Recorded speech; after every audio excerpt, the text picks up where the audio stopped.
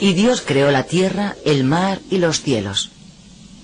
Los pobló de algas, flores, peces, aves y animales de toda clase. Después creó al hombre. Dios hizo todas las especies por separado, sin ningún vínculo. En la Inglaterra de 1800, nadie se atreve a dudarlo. Nadie, o mejor dicho, casi nadie. Darwin y la teoría de la evolución.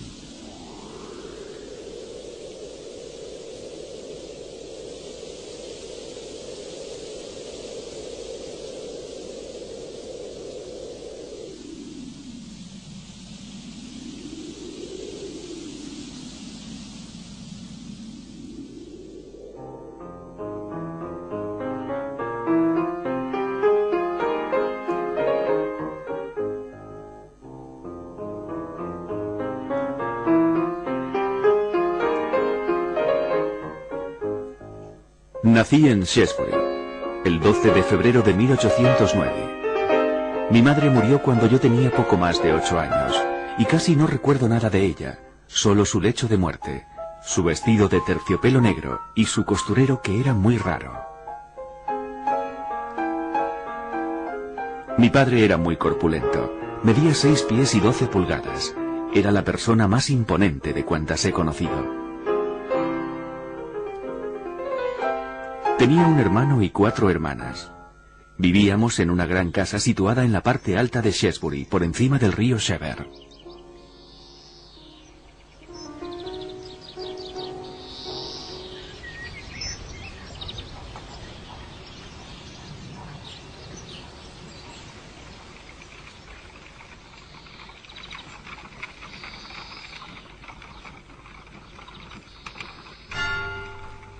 A los 9 años y medio, Charles entra en la gran escuela del Dr. Butler. Allí permanecerá 7 años.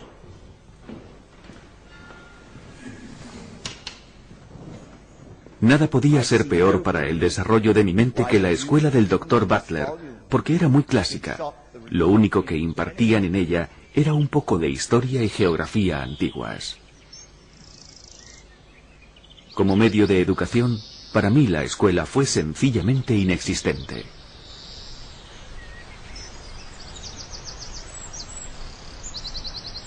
Mi gusto por la historia natural, especialmente por las colecciones, ya era muy evidente. En cierta ocasión mi padre me dijo: «Lo único que te interesa es la caza, los perros y atrapar ratas. Serás la vergüenza de la familia, incluso tú te avergonzarás de ti mismo». Pero mi padre, que era el hombre más amable que jamás haya conocido, debía estar enfadado cuando lo dijo, y no fue justo. Después de un fracaso en medicina en Edimburgo, su padre le propuso hacerse pastor en el campo. Le gustó la idea de poder proseguir con sus investigaciones naturalistas. Charles entró en el Christ College en la Universidad de Cambridge. Creo en el Espíritu Santo, la Santa Madre Iglesia, la comunión de los santos, el perdón de los pecados y la vida eterna. Amén. Los 17 colegios de la universidad pertenecen al clero anglicano y la mitad de los 2000 estudiantes está destinada a seguir la carrera religiosa. Los 3 años que pasé en Cambridge fueron una pérdida de tiempo. Lo intenté con las matemáticas, pero avanzaba muy despacio. En cuanto a las materias clásicas, no hice nada. Lo único que hice fue asistir a algunas clases obligatorias. Sin embargo, Charles se interesa por la teología natural de William Bailey, según la cual las múltiples combinaciones de la naturaleza y su armonía serían las pruebas irrefutables del plan de Dios.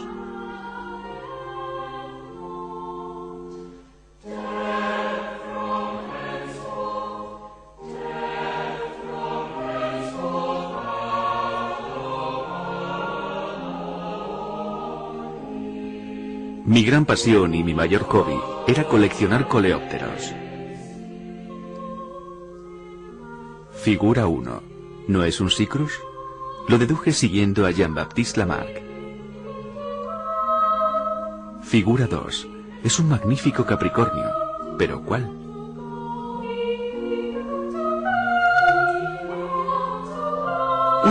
influirá mucho sobre Charles, el profesor Hinslow. Tardé poco en conocer bien a Hinslow, y durante la segunda mitad de mi estancia en Cambridge, di largos paseos con él, de forma que algunos me llamaban el hombre que camina con Hinslow. Yo asistía a sus conferencias de botánica y me gustaban mucho por su extrema claridad y por sus admirables ilustraciones.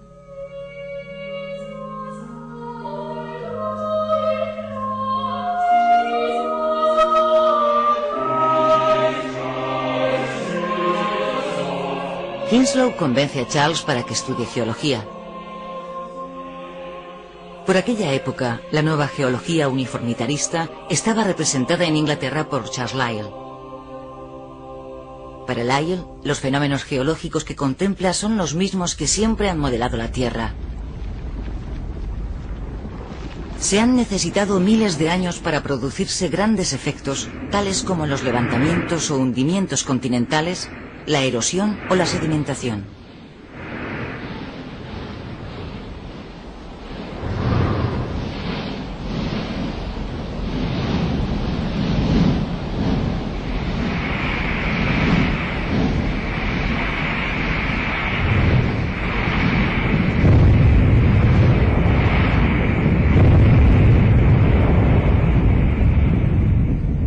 Lyell se enfrenta a los teólogos, para quienes la Tierra solo existe desde hace 4000 años, una visión coherente con la interpretación literal de la Biblia.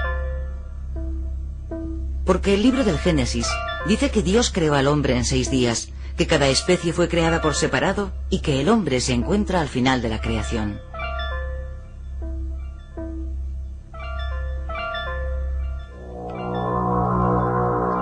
Lyell se opone a un naturalista francés, Georges Cuvier, y a los catastrofistas cristianos que explican los cambios terrestres mediante cataclismos universales. Después de cada catástrofe surgen nuevas especies que se mantienen idénticas hasta la catástrofe siguiente. Cuvier es fijista. Una vez creadas, las especies no evolucionan. Uno de sus colegas, Jean-Baptiste Lamarck, mantiene que las especies antiguas no desaparecieron, sino que se transformaron.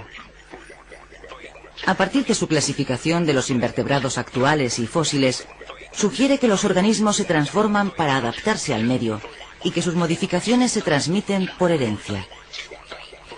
Así es como, después de muchos siglos, se forman nuevas especies. Lamarck es evolucionista.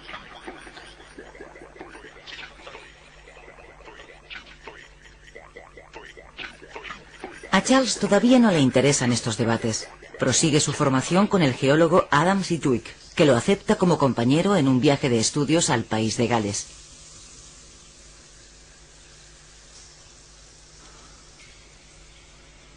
Este viaje tuvo una utilidad incuestionable: enseñarme cómo establecer la geología de una región. A menudo Sedgwick me enviaba en una dirección paralela a la suya para que trajese ejemplares de rocas y marcase la estratificación en un mapa.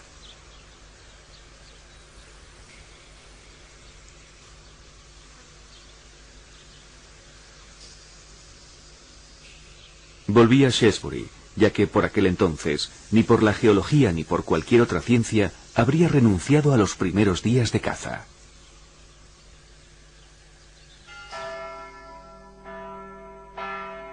A su regreso a Shrewsbury, Charles encuentra una carta de Hinslow. Mi querido Darwin, George Peacock me ha pedido que le recomendase un naturalista para acompañar al capitán Fitzroy, a quien el gobierno ha contratado para estudiar el extremo sur de América. Yo le he dicho que le considero a usted la persona más cualificada que conozco para asumir convenientemente esta situación. No quiero decir con esto que usted sea un naturalista consumado, pero está ampliamente cualificado para reunir, observar y anotar todo lo que merezca formar parte de la historia natural. Después de convencer a su padre y de reunirse con el capitán Fitzroy, Darwin se encarga de reunir el material de naturalista y los libros necesarios.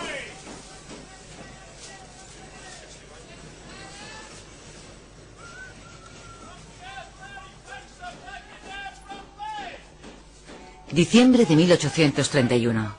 El Beagle sale de Devonport con 74 personas a bordo. Navegará durante casi 5 años.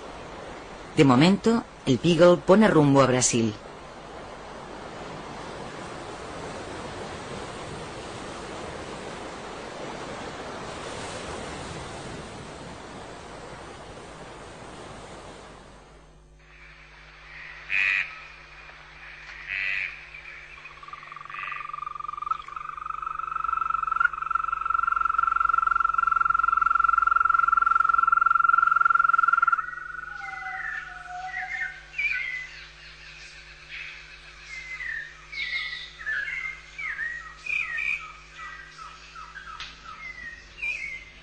Maravillado por la selva brasileña, Darwin multiplica las excursiones a pie o a caballo y descubre también las realidades de la esclavitud.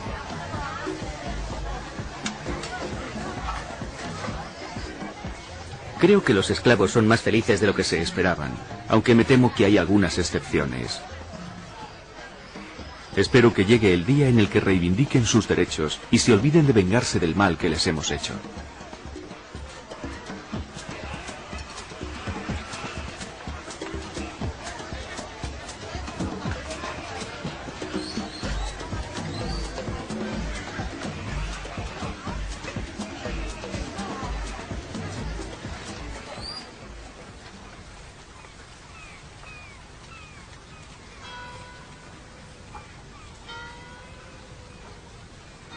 Julio de 1832.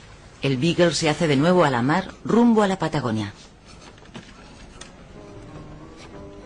Darwin vuelve a su refugio y poco a poco pone a punto su método de trabajo.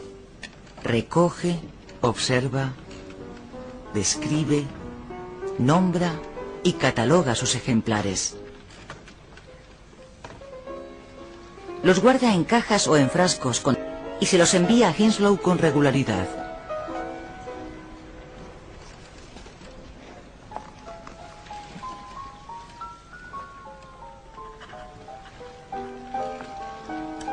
Ignoro completamente si los hechos que anoto son correctos y si son lo suficientemente importantes como para interesar a los demás, y eso me produce una gran perplejidad. En el único campo en el que no puedo equivocarme es en la recogida de muestras.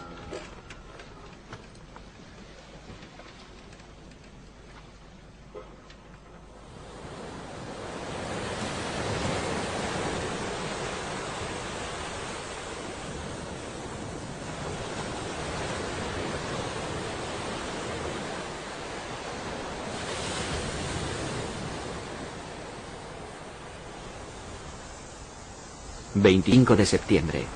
¿Por qué estos solitarios parajes se adueñan con tanta intensidad de la memoria? Sin duda se debe en parte a que desatan la imaginación sin limitarla. Dan el sello de una existencia que dura desde hace siglos y no limitan su permanencia en el futuro.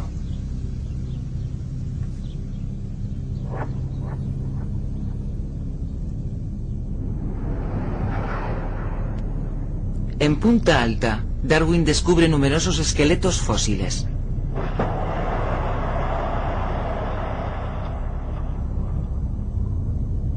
Anota las relaciones de las semejanzas entre las especies vivas y las extinguidas, entre los mamíferos desdentados fósiles y los actuales, por ejemplo, los armadillos.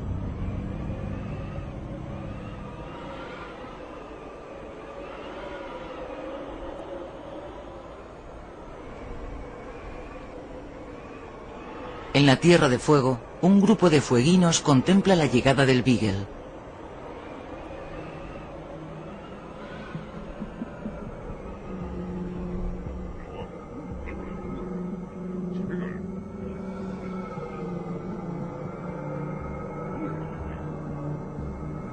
...18 de diciembre... Nunca había imaginado que la diferencia entre el hombre salvaje y el hombre civilizado fuera tan grande. Quizás nuestros antepasados fueran así. ¿De dónde vienen? ¿Han permanecido en el mismo estado desde aquel mundo?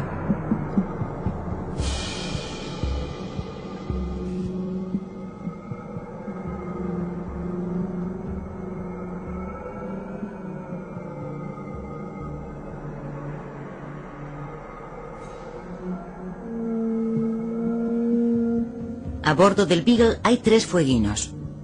El capitán Fitzroy los llevó a Inglaterra, en donde fueron educados y presentados ante la reina. El Beagle los deja en Tierra de Fuego para que transmitan a los suyos las ventajas de la civilización.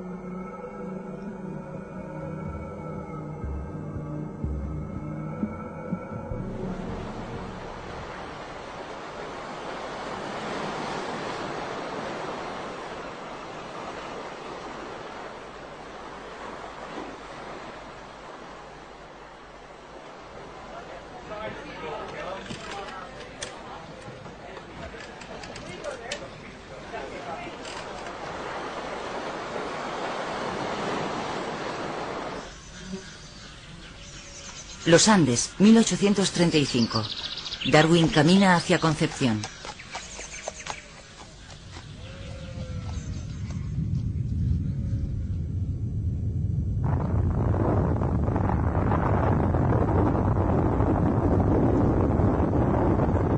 En un segundo se crea una extraña impresión de inseguridad.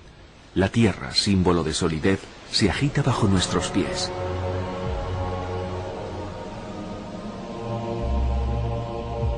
...20 de marzo. A medida que ascendemos por el valle, la vegetación va desapareciendo.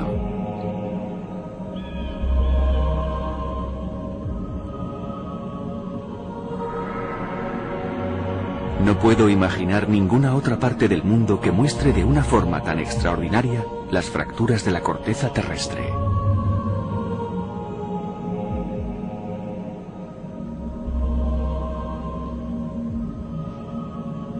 Las terrazas de cantos rodados depositados por el océano, las conchas encontradas en las proximidades de la cima, constituyen para Darwin la prueba de la elevación gradual del continente suramericano.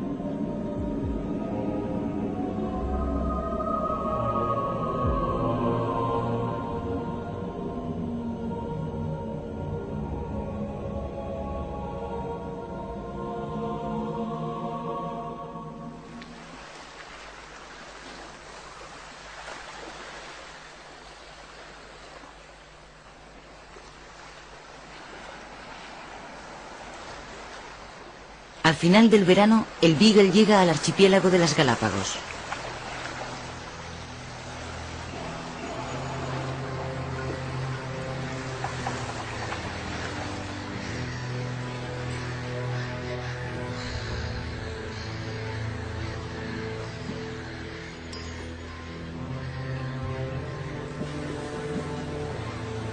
En Charles Island realicé una recogida industrial de todos los animales, plantas, insectos y reptiles de la isla. Cuando más tarde los compare, será muy interesante descubrir con qué zona o centro de la creación debemos relacionar a los seres organizados de este archipiélago.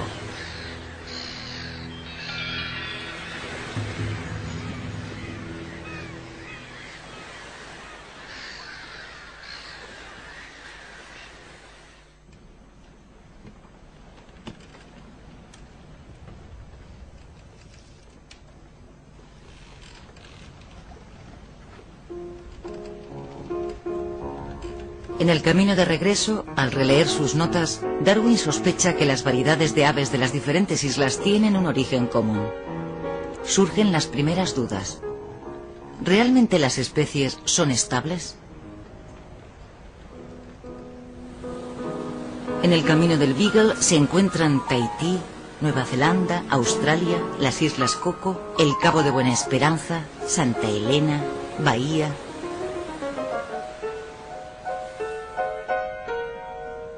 El viaje del Beagle ha sido con diferencia el acontecimiento más importante de mi vida, que determinó toda mi carrera. Siempre he tenido el sentimiento de que este viaje constituyó la primera formación, la primera educación real de mi mente.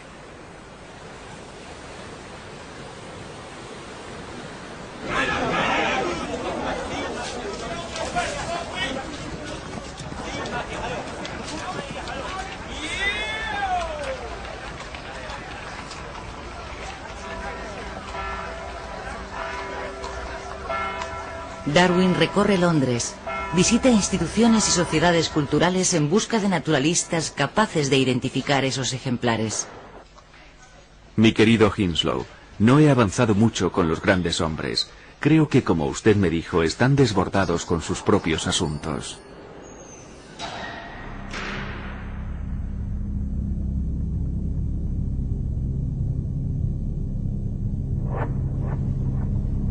Darwin tiene 27 años, pero Charles Lyell le recibe como a un igual. Le presenta a Richard Owen, que confirma el parecido entre los mamíferos fósiles descubiertos por Darwin y las especies actuales.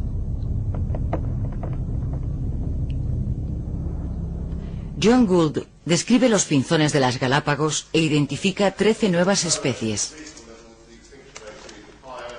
Darwin comprende entonces que provienen de una sola especie original procedente del continente. Su aislamiento en islas alejadas y sus diferentes hábitos alimentarios han favorecido la variación de la forma del pico. Dichas variaciones podrían haber provocado la aparición de nuevas especies.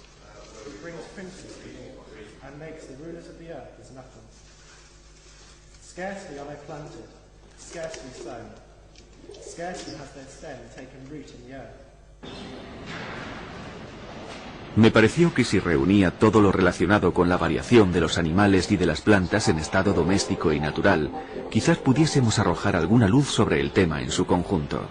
En julio de 1837 comencé a escribir mi primer cuaderno de notas. ¿La ostra tiene la noción necesaria de espacio? Cada especie cambia. ¿Podemos hablar de progreso? ¿Las negras se sonrojan? Yo juraría que Fueg y Vázquez se ruborizaba. Los seres organizados representan un árbol con ramificaciones regulares. Que el hombre vaya a ver al orangután en cautividad para que compruebe su inteligencia cuando le hablan y el afecto que muestra hacia quienes conoce.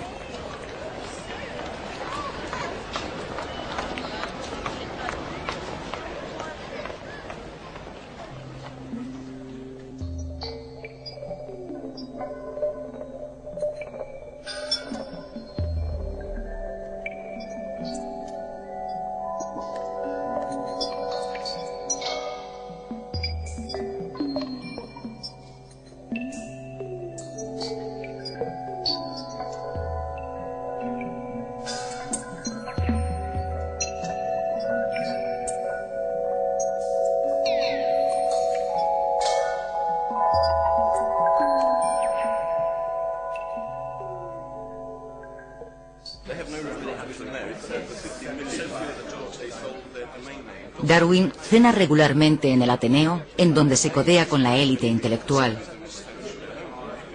Se pasa horas en los sofás del club leyendo obras de la biblioteca. Entre otras, el ensayo sobre el principio de población de Thomas Robert Malthus.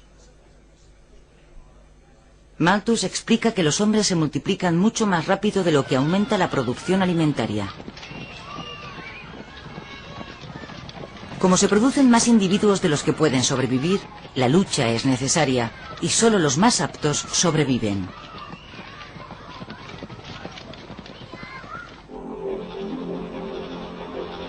Por fin había encontrado una teoría con la que trabajar, pero quería evitar los juicios preconcebidos, así que decidí no escribir ni una línea de momento.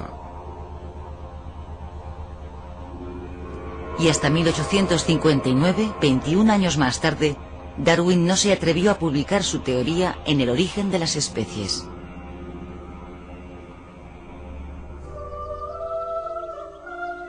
¿Casarse o no casarse? Esa es la cuestión. Casarse, hijos, si Dios quiere. Un objeto a quien querer y con quien divertirse. En cualquier caso es mejor que un perro. Pensar solo en una dulce y bonita mujer en un sofá con un buen fuego y libros, y quizás música.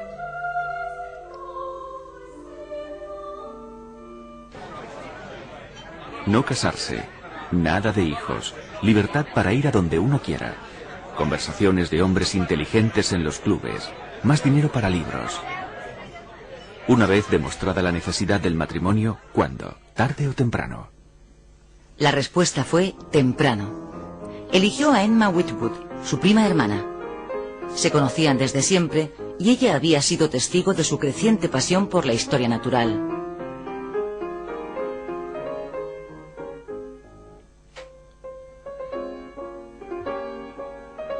Emma y Charles se casaron en la capilla de Meer. Esa misma noche, Darwin escribió en su libro de notas las reflexiones hechas por su suegro, el tío Josh, sobre los nabos.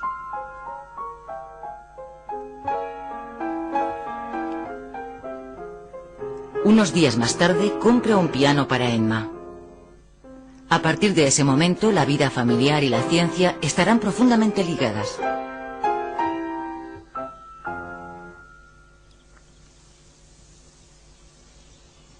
En el otoño de 1842, Charles y Emma se instalan en Kent con sus 2 hijos. Situación a 16 millas de Londres. Un pueblo de 40 casas, habitantes muy respetables, casa fea, ni vieja ni nueva. En Downhouse continúa con sus investigaciones en un ambiente de calma. Organiza su vida con rigor. Trabajo, paseos, comidas, lecturas, todo está organizado siguiendo un rito preciso.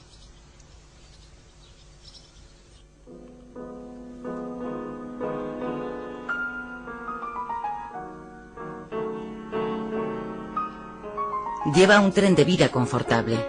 Tiene una mujer abnegada. Charles y Emma eligen para sus hijos una educación liberal. Les permiten correr por todo el jardín y por toda la casa.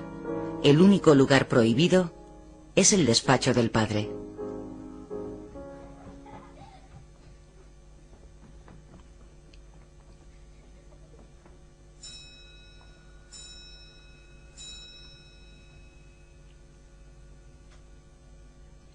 Darwin ha terminado de publicar todos los resultados del viaje del Beagle. Solo le queda por describir un cirrípedo que había encontrado en Chile. Primero lo diseca. Sus particularidades le intrigan. Consigue otros ejemplares aquí y allá.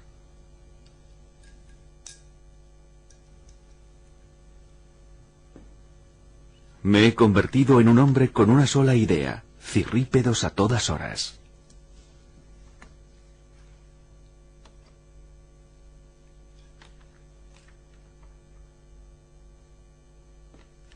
Las diversas transformaciones que experimentan estos extraños crustáceos entre el estadio larvario y adulto ocupan a Darwin durante 8 años. Su monografía le sitúa definitivamente en el medio científico.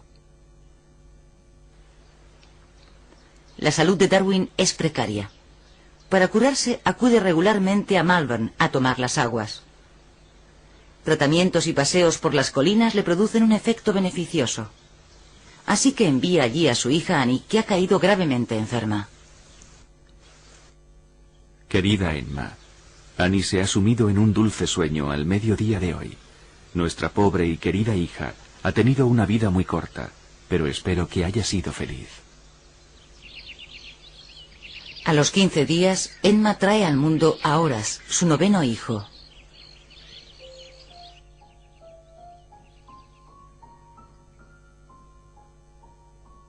A partir de septiembre de 1854, me pasé todo el tiempo observando y realizando experimentos relativos a la transmutación de las especies. Cuando veo la cantidad y la variedad de libros que he leído y resumido, me sorprendo de mi labor.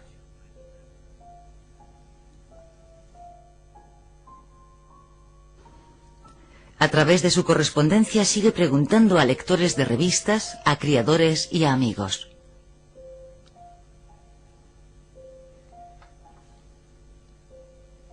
Entre sus allegados se encuentra Lyell, así como el apasionado Thomas Huxley, pero sobre todo Joseph Hooker, uno de los primeros a quienes confía su teoría.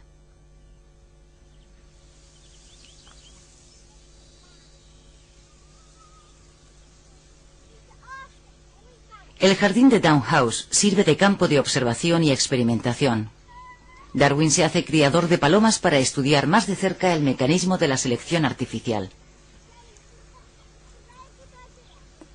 En el huerto estudia los cruces y los híbridos. Me da miedo que mi causa me supere. Soy como Creso, sumergido en la riqueza de los hechos que poseo.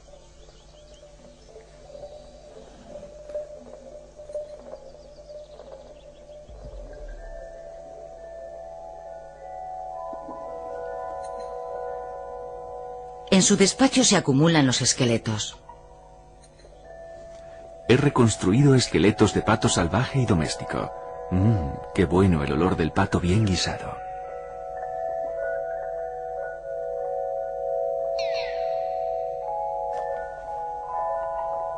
Un joven naturalista, Alfred Wallace, publica un artículo sobre la formación de nuevas especies.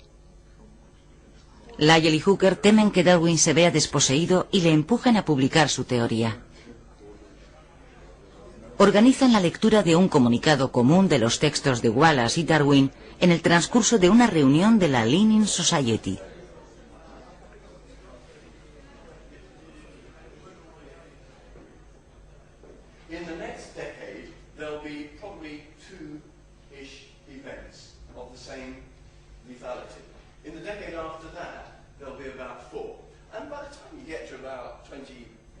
Darwin tiene 50 años, cuando en noviembre de 1859 aparece El origen de las especies.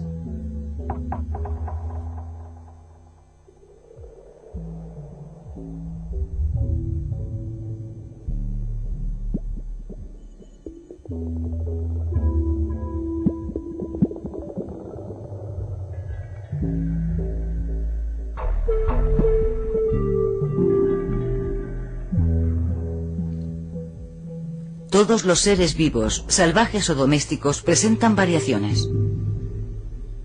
Mediante la selección artificial, los hombres eligen las variaciones que le interesan.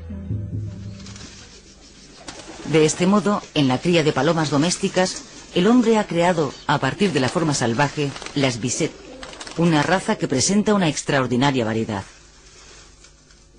Se trata de razas, no de especies. Los híbridos son fecundos.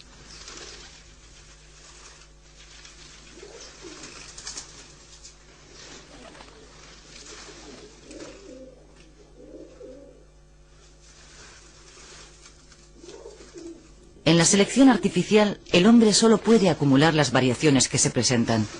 Elige teniendo en cuenta su beneficio.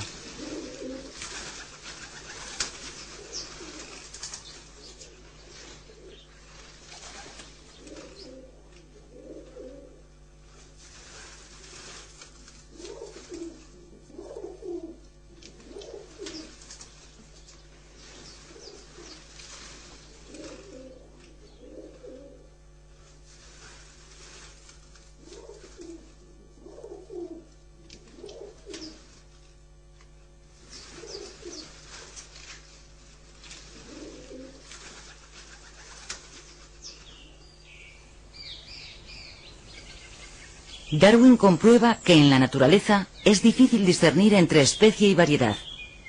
Algunos naturalistas distinguen como especies lo que otros consideran variedades.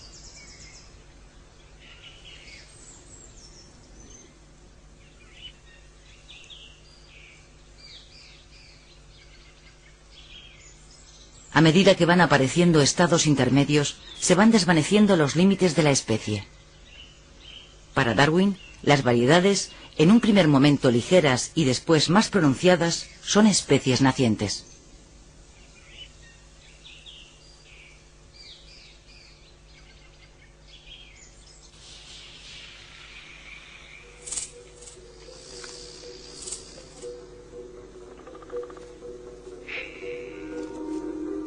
El abejorro visita el trébol rojo.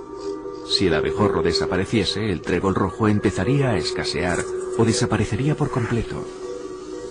El número de abejorros depende del número de ratones campesinos que destruyen sus nidos.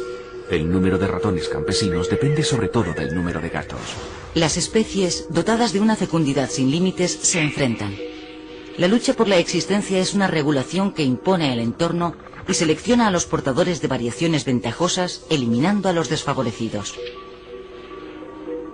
Los afortunados transmiten a sus descendientes los caracteres divergentes que les han proporcionado el triunfo. De este modo, la vida se ramifica como un árbol. Las ramas muertas y rotas se entierran en las capas de la corteza terrestre, mientras que las magníficas ramificaciones que siguen vivas y se renuevan constantemente cubren la superficie.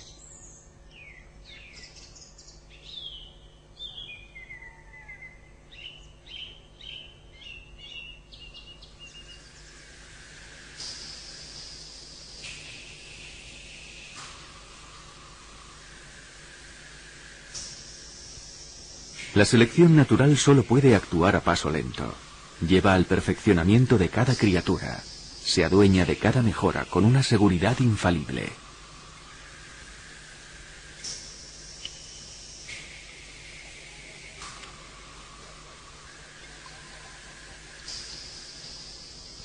Yo considero los archivos arqueológicos como una historia del globo que se conserva de forma incompleta, escrita en un dialecto que cambia constantemente, del que nosotros solo poseemos el último volumen que trata de 2 o 3 países solamente.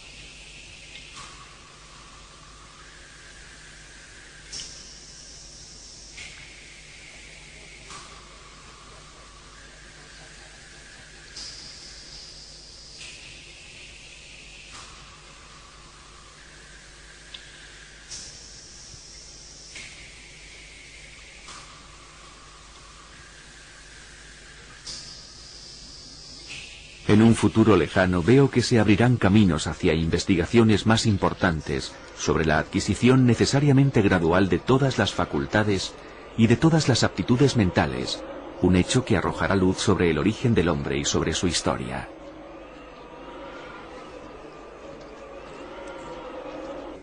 ¿Usted piensa que desciende del mono por medio de su abuela o de su abuelo? El obispo de Oxford, Samuel Wilberforce, se dirige a Huxley. Ataca duramente la teoría de Darwin durante la sesión anual de la British Association. El ambiente se caldea, una lady se desmaya. Huxley y Hooker defienden apasionadamente a Darwin ante los aplausos de una parte del público. La batalla de Oxford entre la ciencia y la religión será histórica. Pero Darwin no está presente. Una vez más está enfermo. Mi querido Hooker, admiro su valor. Yo habría preferido morir antes que responder al obispo ante esa asamblea.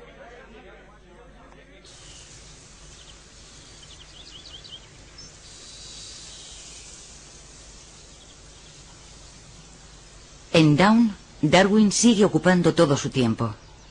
Después de su paseo diario, trabaja en la 3ª edición del origen de las especies. Para reforzar su teoría comienza una obra sobre la variación de los animales y de las plantas en estado doméstico. No consigo estar ocioso y me siento bien cuando trabajo. La palabra vacaciones está escrita en una lengua que para mí está muerta, y eso me aflige. A veces me siento tentado a renunciar a las especies y dedicarme a los experimentos porque son mucho más divertidos.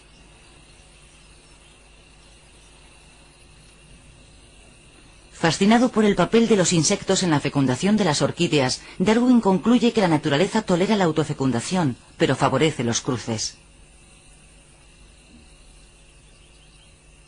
Las diferentes combinaciones que ofrecen las orquídeas sobrepasan el ingenio de cualquier animal. Moviliza a sus hijos para que le ayuden en sus investigaciones, pero sobre todo recurre a Hooker, que ahora es director de los jardines botánicos en Kew. Entre Down y Kew se establece un abundante intercambio de cartas, ejemplares, semillas e información.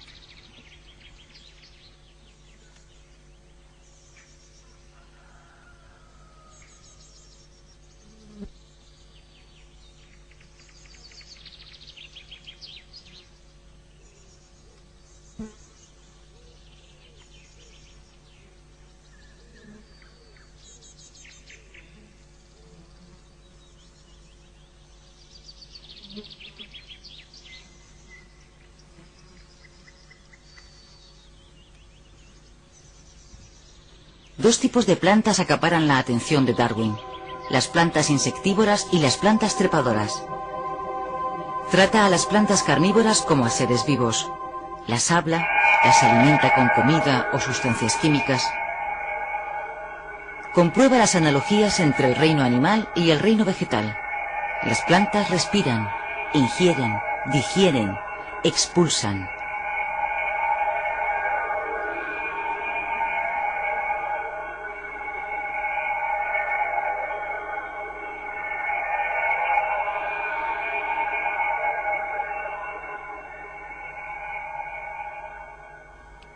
Pero Darwin se derrumba extenuado por el trabajo, sus dolencias y las enfermedades de sus hijos. Después de otra estancia en Malvern, regresa a Down y se siente incapaz de salir de su habitación. Durante 6 meses, Emma le cuida, le lee y escribe su correo. Mi querido Hooker, me encantaría vivir para avanzar en mi trabajo un poco más. A menudo siento que es necesario, pero luego, de nuevo, siento que estoy al límite.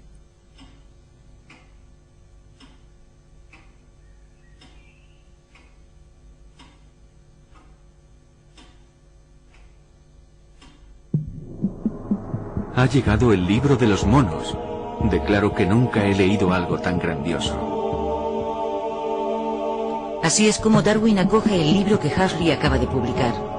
En él, Huxley confirma la conexión entre el hombre y el mono. Darwin está aún más entusiasmado, si cabe, por el hecho de que unas semanas antes, Lyell había abordado el mismo tema sin atreverse a atribuir al hombre un origen animal.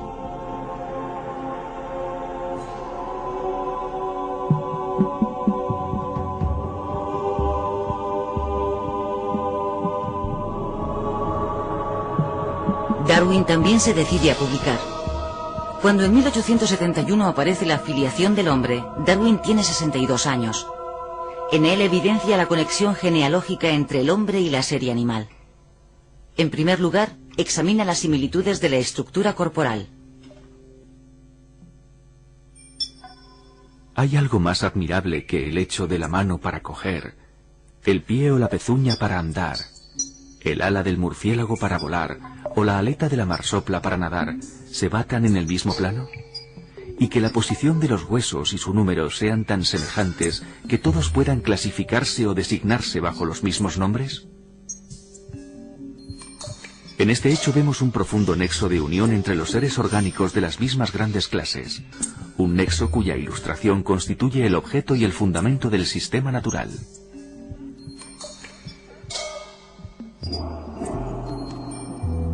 Los embriones de los animales y del hombre atraviesan fases de desarrollo similares.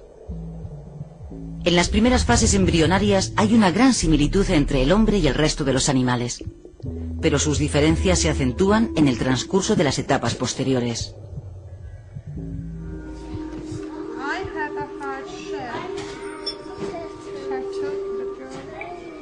Darwin estudia a continuación las analogías entre las facultades mentales de los hombres y de los mamíferos. La diferencia entre la inteligencia del hombre y la de los animales superiores es ciertamente una diferencia de grado y no de naturaleza.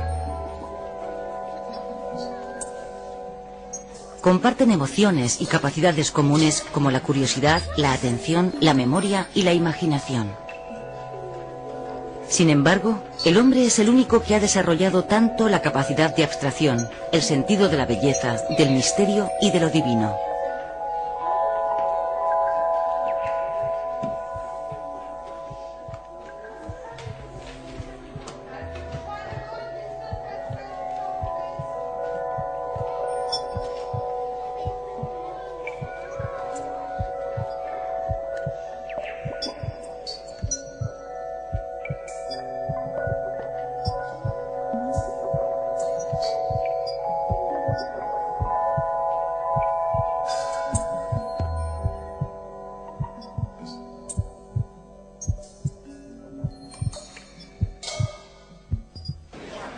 El animal posee instintos sociales y, al igual que el hombre, siente placer con la compañía de sus semejantes. La selección de los instintos sociales, y en especial del instinto de la simpatía, conduce al hombre a desarrollar sentimientos morales y altruistas. Combinados con la racionalidad de dichos sentimientos, favorecen los comportamientos antiselectivos como la ayuda a los más débiles y a los desheredados.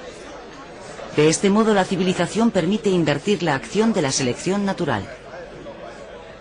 Nosotros no sabríamos refrenar nuestra simpatía, ni siquiera bajo la presión de una razón implacable, sin perjudicar a la parte más noble de nuestra naturaleza.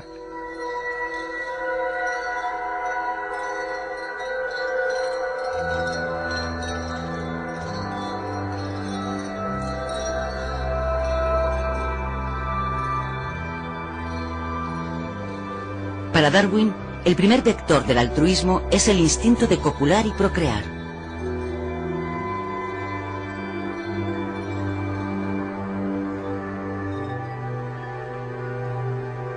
La selección sexual proporciona a algunos individuos machos una ventaja sobre otros en la competición por las hembras. Cuanto más hermoso es el aspecto en celo del ave del paraíso, más posibilidades tiene de seducir a las hembras y por lo tanto de reproducirse, pero también son mayores las posibilidades de ser víctima de un predador. La selección sexual está ampliamente dominada por la selección natural, que tiende hacia la prosperidad general de la especie.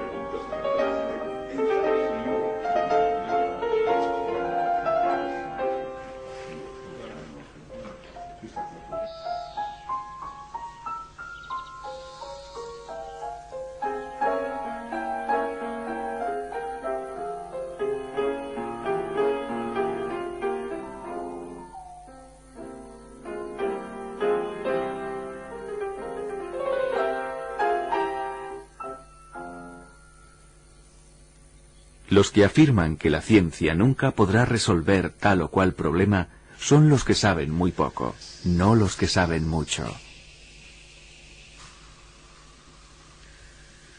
Los investigadores contemporáneos se apoyan en la sistemática molecular, la genética de las poblaciones y los nuevos descubrimientos paleontológicos para completar la teoría de Darwin. La memoria del genoma determina otros mecanismos sobre los que actúa la selección en última instancia.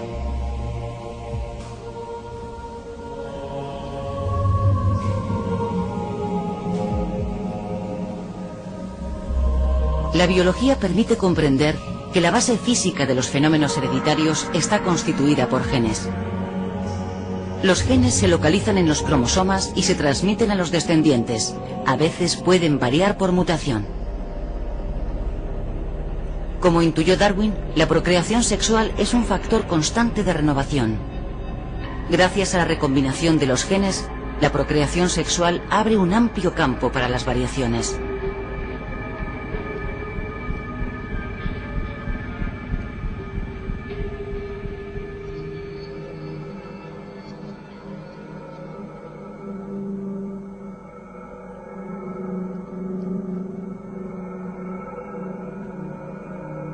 Pero las cuestiones que planteó Darwin superan el marco científico.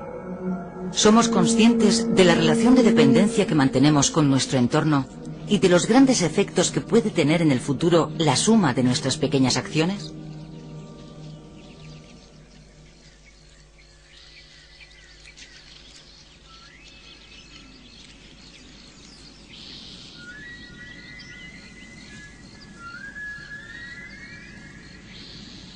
Para Darwin, la ciencia es un camino de conocimiento, no de lucha. Entre él y la naturaleza hay una relación de connivencia y no de dominación.